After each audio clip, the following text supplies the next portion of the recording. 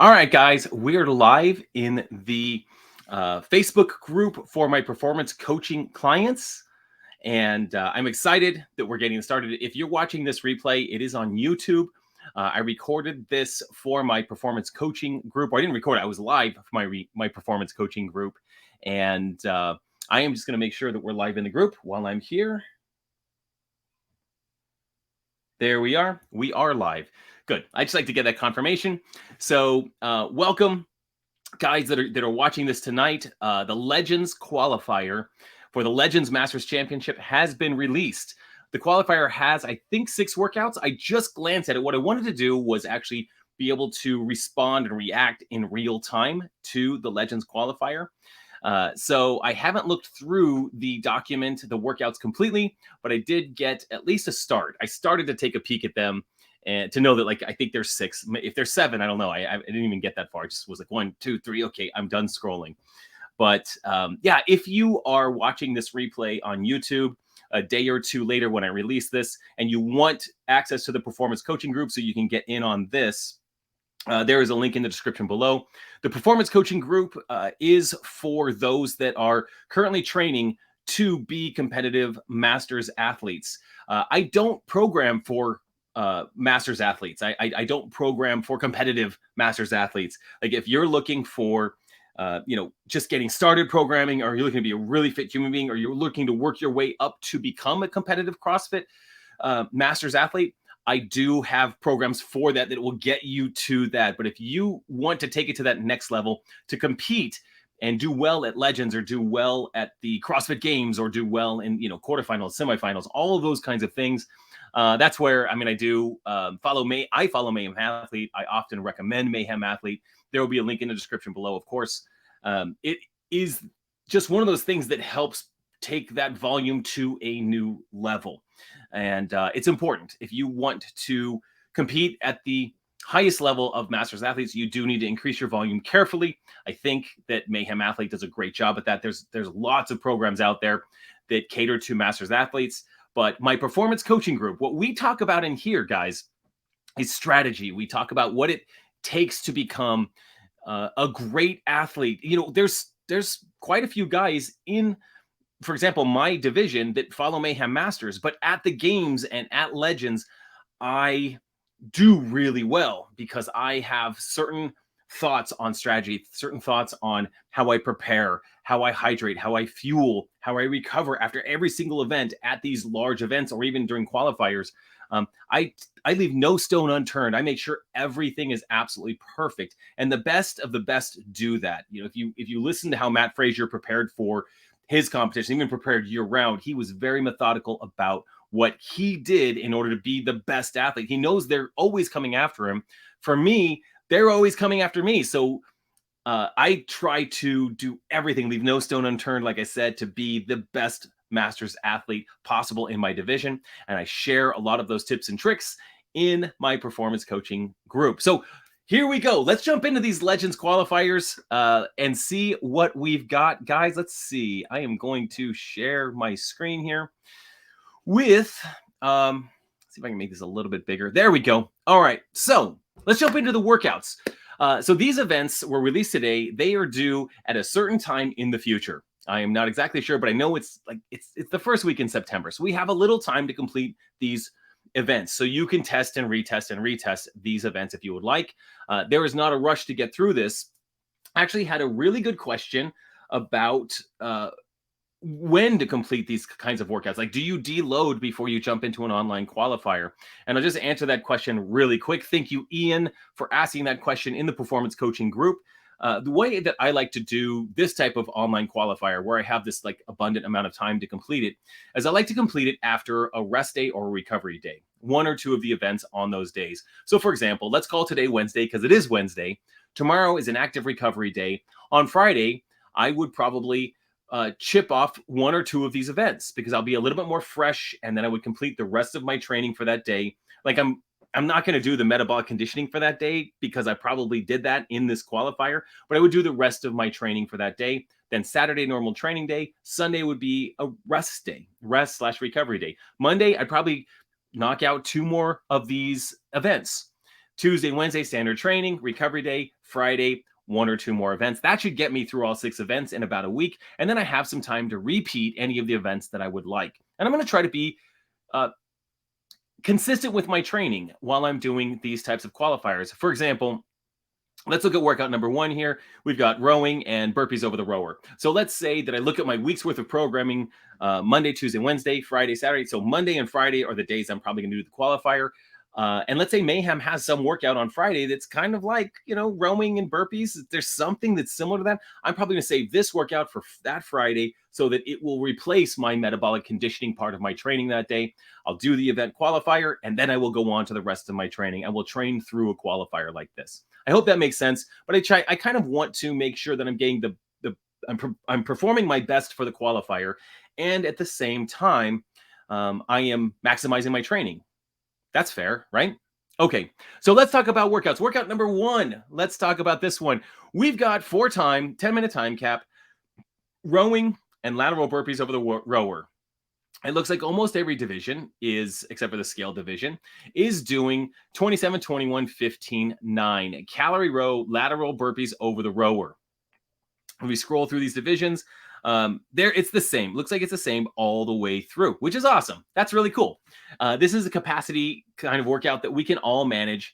So the way that I would approach this particular workout, I would find myself moving quickly and unbroken on burpees and fairly consistent on the row, meaning I'm not overly recovering on the row, but I'm not killing it on the row. Rowing can be particularly devastating. So this starts on the row, 27 calorie row. I'm probably aiming for 1,200 to 1,300 calories per hour. That's me. That's what I'm going to be going for on that. And then on burpees, I'm just going to go with a moderate paced, without breaking, back and forth and back and forth. I'm going to not break. I'm not going to stop ever.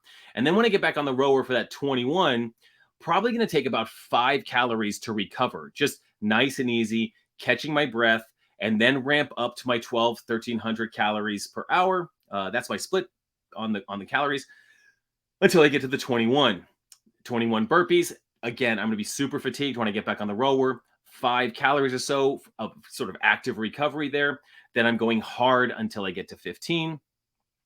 Do my burpees, then get back on the rower. For those 9 calories on the row, I'm probably going to be fatigued for 2 to 3 of those, but I'm going to try as quickly as possible to bump up my energy, bump up my my effort.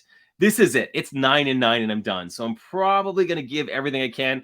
And by saying everything I can, I'm probably going to bump it up just above 1,300. There's no like 1,700 or 2,000 calories as a pace on this. Then I'm going to hit those 9 burpees over the rower like it's going out of business. I mean, there's literally no reason to not sell my soul right now and just get done with it, laying on the ground after 9. That's it. That's how I'm going to get through that. That's really a fun workout. This is this is really a pain tolerance workout, I think. You are going to have to feel a lot of pain on this workout. There's no doubt about it. From the get-go, once you get through that first row and you start working into those burpees, by the time you get to the 9th burpee, you're going to be upset and in a lot of pain. So, all right, let's move on. This is a pretty simple workout. Pace the row, recover and pace the row. Never stop on the burpees. And as you get towards the end, that's when we're increasing our pace. This is one of those where like your overall time, let's get a little faster, and sell our souls at the end of this one. But fun. That's a really good one. Let's move on to workout number 2. See what we got here. So let me scroll through all the details. We don't need to go through the details on this. We're going to film them, all that kind of good stuff. That's the score sheet. Okay. Workout number 2. Now, this is fun because I feel like I just did a workout so similar to this with Mayhem last, I don't know, maybe a month ago. I don't remember, but it was toes to bar and front squats. This is great. I think the front squats for most of the age groups, if not all of the age groups, is 135 pounds. Drops to 115 at 50 plus, 55, 59, 95 pound front squats. So for me, I'm talking about the 135 pound front squats. So when I did do a workout just like this, like a month ago, it was interesting because the toes to bar were a break for me. I mean, that was nice. I just get up on the bar, knock out 21 toes to bar front squats.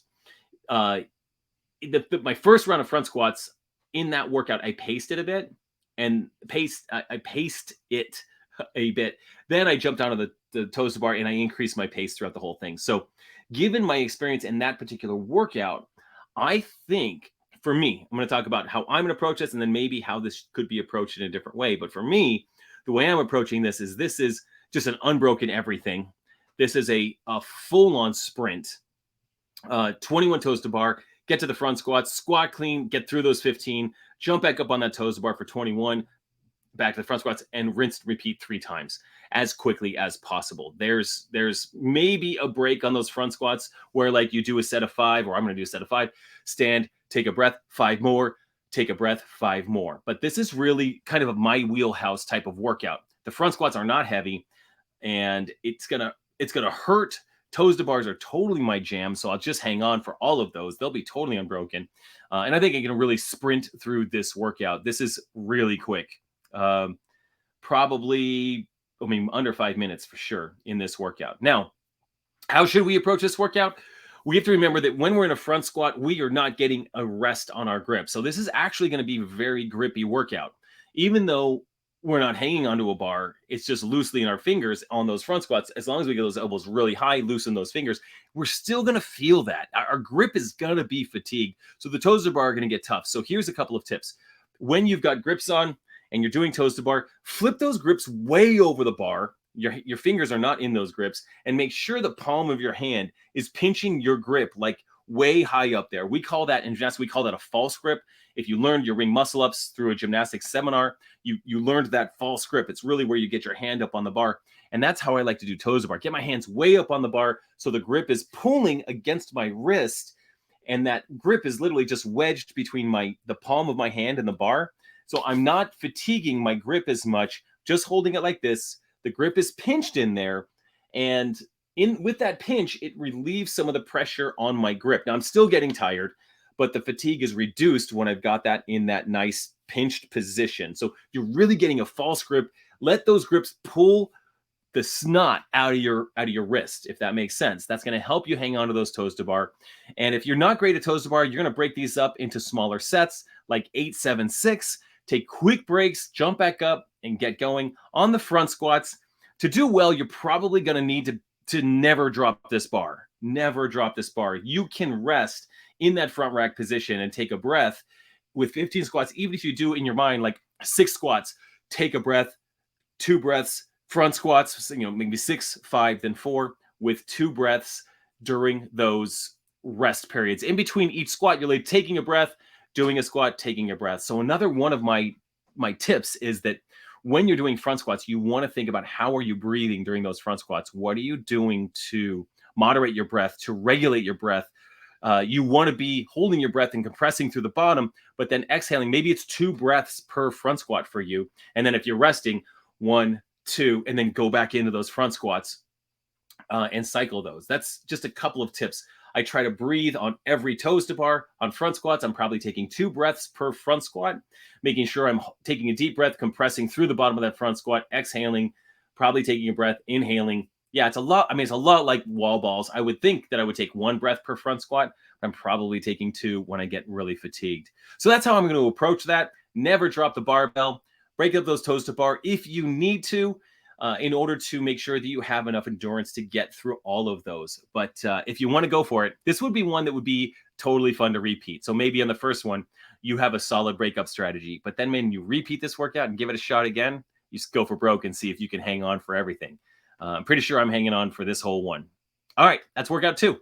Workout number 3. Let's see what we got. What do you guys got? I'm just scrolling and scrolling. Workout number 3. 3 rounds. 25 dumbbell box step ups, 100 double unders, 50 wall ball shots. 3 rounds, 20-minute time cap. Okay, well, this is just terrible. This is off. This is terrible. I have like slight PTSD from the wall ball workout at the CrossFit Games where we did wall balls and we pushed heavy sleds, carried heavy things.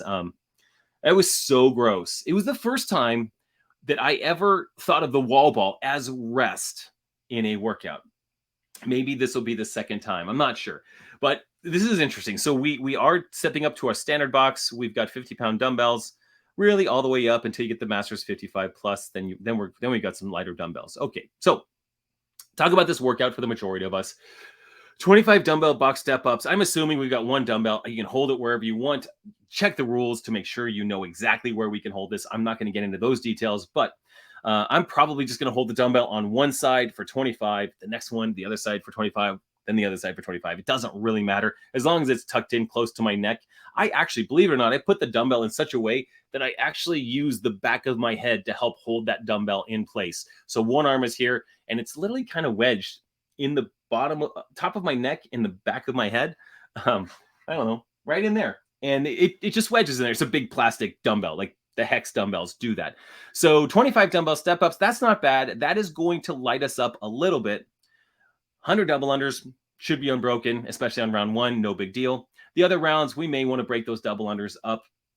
Again, I'm probably going to go unbroken on all those double unders if I can, maybe breaking up the second and third set, like 70-30 or something like that. But if you are burning a ton of energy during your double unders and it's not a restful movement for you, I like a 40-30-30 split on double unders. I really like 40-30-30. And I've done that many, many times in 100 dumbbell qualifier experiences. Okay.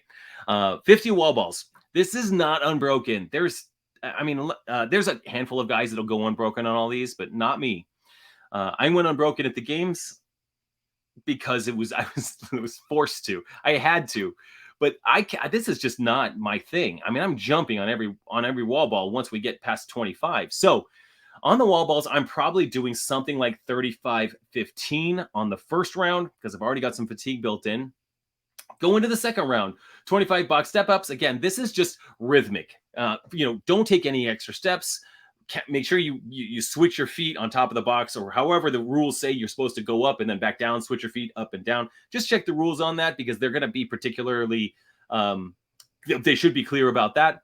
100 double unders, or again, 40-30-30 is a great split up. Just take quick breaks. Second set of wall balls for me, I'm probably going to break 3 times. This is more of a mental break in order to maintain all of the other intensity in the workout. So I'll probably go something like 30-10-10, 25-15-10, something like that on round 2. And I imagine I'll do that same pace on round 3. Maybe round 3, I get a little crazy and do something like 30-20 because it's the end of the workout. But what I like to do when I have grueling workouts like this, because I call this a grueling workout, is I do like to have a breakup strategy for the wall balls in my head so that I'm not trying to reserve myself during the dumbbell box step ups and the 100 double unders. I could see myself like saying like, okay, man, you got to get 100 or if you got to get 50 wall balls done on every one of these rounds. If I had that mentality, I would go slower on the box step ups. I'd break up the double unders a lot so that I had enough energy for the wall balls. But if I just have a better breakup strategy or plan in my head for the wall balls, I know that, hey, 25 box step ups, let's bust out these double unders, let's get 100. And then I only have to do 25 wall balls. And then I'll do 15, then 10. And this is again like round 2 and round 3. So these are little negotiation deals I make with myself in my head and probably how I will approach this workout. By the way, I will be doing all of these workouts. This isn't just fantasy. I'm actually going to do all of these workouts and record them and share them with all you guys because it's fun. And I love being a part of this process. I've already accepted my invite and I will be there no matter what. But I'm going to do this qualifier for fun as well. All right. That is workout number 3. I think that's pretty clear. Pretty simple. Make sure you get into those details and understand how the workout flow goes, movement standards and all that. All right. Okay. Workout number 4, 8-minute AMRAP. 2, 4, 6, 8 wall walks, 4, 8, 12, 16 dumbbell snatches. These have got to be heavy. Not heavy. Okay. All right. See, I'm seeing these for the first time. These are just normal dumbbell snatches, light dumbbell snatches. So this is an 8-minute wall walk workout. I mean, that's just straight up the truth right there, right? Yeah, there's a wall walk workout. There are also a lot of transitions in this workout. So, ways we can lose time in this workout, slowing transitions from the wall walk to the dumbbell snatches. So, we want to finish those 2 wall walks, literally stand up, take a step forward, and grab the dumbbell and go. Then 4 wall walks, stand up, take a step forward, do those dumbbell snatches. Let's see how far that is. There's probably a little gap there. All right, so yeah, that is 10 inches, 9 feet over there, whatever that distance is. 60 inches. Looks like we have to be 60 inches from the wall. Okay, fine. Take that's like 5 feet. So that's really not far. Like I'm 5 feet tall. So you're literally gonna get up and step across the line to do those wall walks, to do those snatches immediately. Wall walk snatches, wall walk snatches. Okay, so one of the ways that you can lose time is by being slow on those transitions. And also after the dumbbell snatches, get back to that wall, drop to that push-up position. That's it. Get your feet against the wall, get your chest on the floor, and go. There is no need to waste any time on transitions. The other way that we'll lose time on this workout is by laying on the ground during wall walks. This is only an 8-minute AMRAP. It is going to get really hard really fast because we're gonna bust through the 2, 4, 6 really quick, and then we're on 8 wall walks, then we're on 10 wall walks, then we're on 12 wall walks, and that's where this thing just grinds to a halt. But there's a particular way that I do wall walks that help me not lay on the ground. So because that's just a huge time waster. So I'm going to try to demonstrate this in here. The way that I do wall walks, I mean, I walk up to the wall, touch my chest, get my hands past the line. I come back down, get to the ground. I touch my chest on the ground, and I immediately get off my chest. You were allowed to do that. So let that chest be on the ground. Immediately get off your chest onto your hands and knees. This is the rest position. Take a breath, kick your legs up, walk up the wall, get your hands inside, come back down into that push-up position, and immediately get your chest off the ground into an all fours position. You've got your knees on the ground, your chest is off the ground.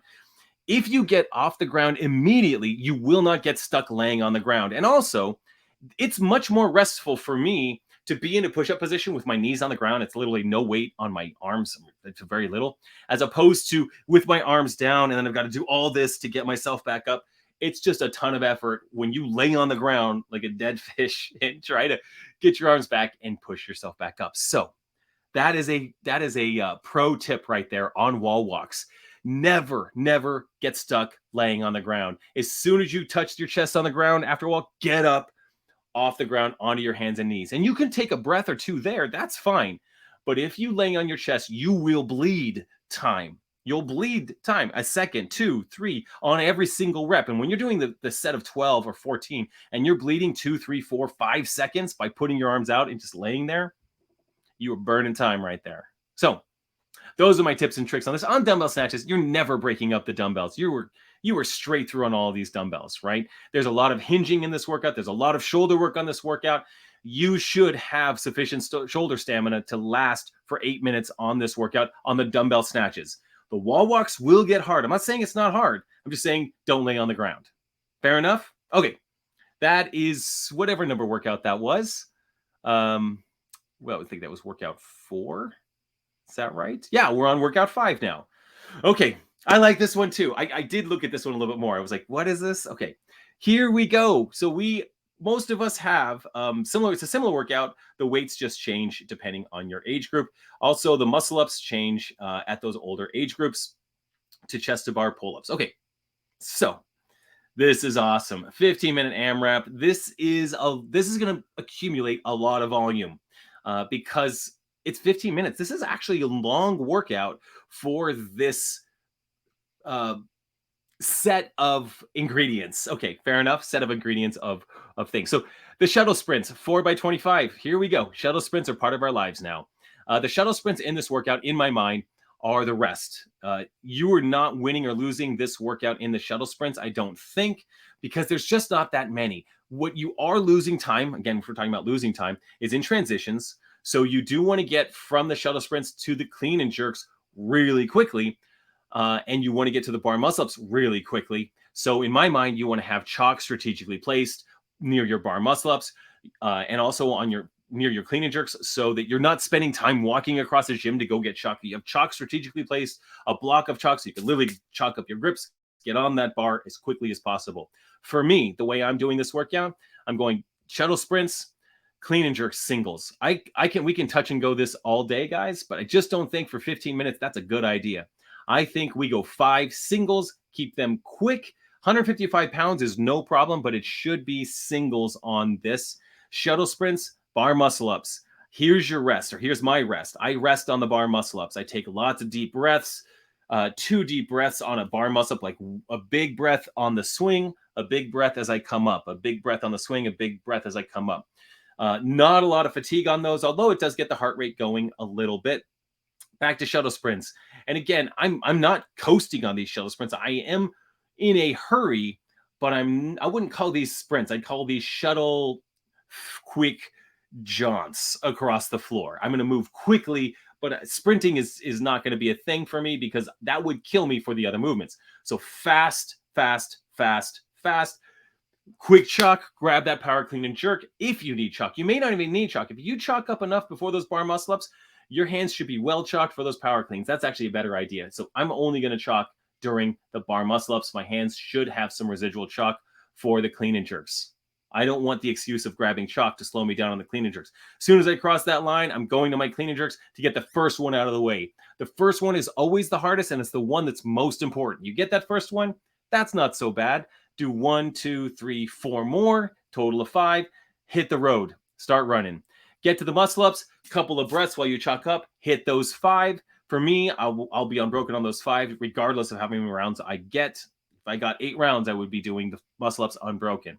For those of you that struggle with any of these movements, so maybe the clean and jerks are heavy, you're going to want to set a pace for yourself on the clean and jerks that's doable for you. Okay, so it might be get across the line, do that clean and jerk, count how many breaths it takes to feel okay enough to do a clean and jerk, and then do one. Okay, if that feels right and it was 4 breaths, don't allow yourself more than 4 breaths before you hit that clean and jerk again. Then 4 breaths, clean and jerk again, 4 breaths, clean and jerk again. Let your breath determine your pace here, guys. For me, on the power clean and jerks, if I can do 1 breath between reps, awesome. If I got to downgrade to like 2 reps, 2 breaths per rep, that's just going to happen. So yeah, okay. I just saw, I said a comment. Does the fact there's a 10-minute time cap change anything? Shoot, that's the workout before. I may have to circle back to that, but love the tip on the wall walks. You are welcome for that. That's really fun. Okay. I was just on another screen because I'm looking at this. So I will check comments from time to time over here. On the bar muscle ups, again, same thing. If muscle ups are just not your jam, try to find a way to do fast singles with just minimal amount of breaths in between. Let your breath determine your pace on those as well. If you could do something like 3 and 2, that's awesome. If you need to chip off 2, take a couple breaths, then hit 3. That's great. But this is a workout where you're just going to chip your way through this thing. 15 minutes is going to be actually quite long on this workout. Let's think shuttle sprints. Maybe that's a minute. I'm just going to spitball off the top of my head. Maybe that's a minute. Clean and jerks is a minute. Sprints is a minute. Bar muscle ups, 30 seconds, including chalk. So 2.5, 3.5 minutes. If we could get through 5 rounds, maybe 6 rounds of this, if we're really in a hurry, maybe the shuttle sprints don't take a minute. They don't take a minute. 1, 2, 3, 4. That doesn't take a minute. It's going to be much faster than that. That's more like, let's call that 30 seconds when we get really tired. Minute, 30 seconds, 30 seconds. Gosh, that's like 2.5 minutes. This is like 5. This is like 6 to 7 rounds. Okay, something like that. I think that's kind of how that looks. I don't think the shuttle sprints really slow down. I don't think anything really slows down. I think we just get really tired. And you have to start a certain pace, try to maintain that pace, and then hang on to that pace at the end. Just hang on for dear life at the end. That's a fun thing about qualifiers. You have no idea what anyone else is doing. So that's what I imagine in my head. I imagine Mike Kern, Justin Lasala, Jeremiah Head, Vlad now, all of you guys. I just imagine you guys thinking to yourselves, what's Jason doing? And then you're going to try to beat me. So I have to think 2 steps ahead. What do I think they think I'm doing? And then I've got to do better than that. This is a lot of fun. Okay, let's move on to workout number 6 is next. I think 6 is the last one, but I don't even know. Let's actually find out. So let's see. So here's workout number 6. That is it. There's 6 workouts. Okay. Workout number 6 is a snatch ladder. All right. Max snatch. You're going to do an EMOM until failure. Let's see. We're adding 10 pounds every snatch. That's a good amount, actually, right? That's a really good amount, especially once we get those higher loads. We are moving towards our maxes quickly. 155, 165, 175, 185, 195, 205, 225.